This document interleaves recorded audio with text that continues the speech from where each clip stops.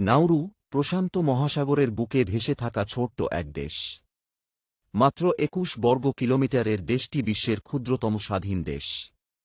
মজার ব্যাপার হল দেশটির কোন রাজধানী শহরই নেই। প্রায় ১১,০০০ জনসংখ্যার দেশটিতে নেই কোনো নিশ্চিন্ত জীবন।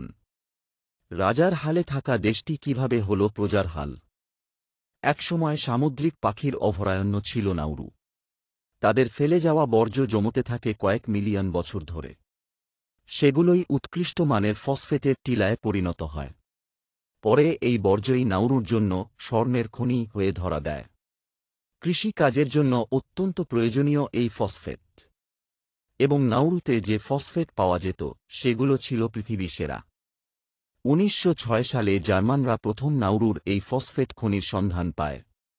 তারাই প্রথমে নাউরুতে ফসফেট উত্তোলন শুরু করে। স্বাধীনতা লাভের পর নাউরু ১৯৬৮ সালে দায়িত্ব তুলে নেয়। সেই ফসফেট বিক্রি করতে থাকল পশ্চিমাদের কাছে। নাউরুর সরকারের হাতে টাকা আসতে লাগল মাখনের মতো। ১৯৭৫ সালে নাউরুর সরকারি ব্যাংকে জমা প্রায় ২৫ বিলিয়ন মার্কিন ডলার। এত কম সময়ে কোনো রাষ্ট্রের এত বিপুল পরিমাণ অর্থের মালিক হওয়া বিরল। আর সে সময় নাউরুর জনসংখ্যা ছিল মাত্র ৭,০০০-এর কাছাকাছি।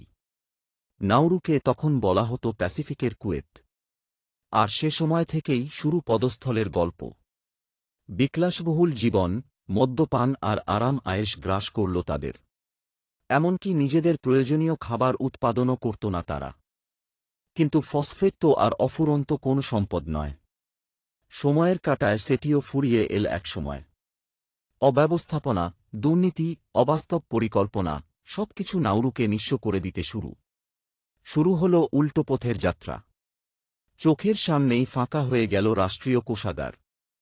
টাকার খনি নাউরুর ওপর এসে পড়ল $7 মিলিয়ন ঋণের বোঝা। বসতে বাধ্য হয় পুরো নাউরু জাতি। ভিক্ষার থালা হাতে নিয়ে নাউরু প্রমাণ করল রাষ্ট্র পরিচালনায় দক্ষতা, সম্পদের সুষ্ঠু বণ্টন কতটা জরুরি।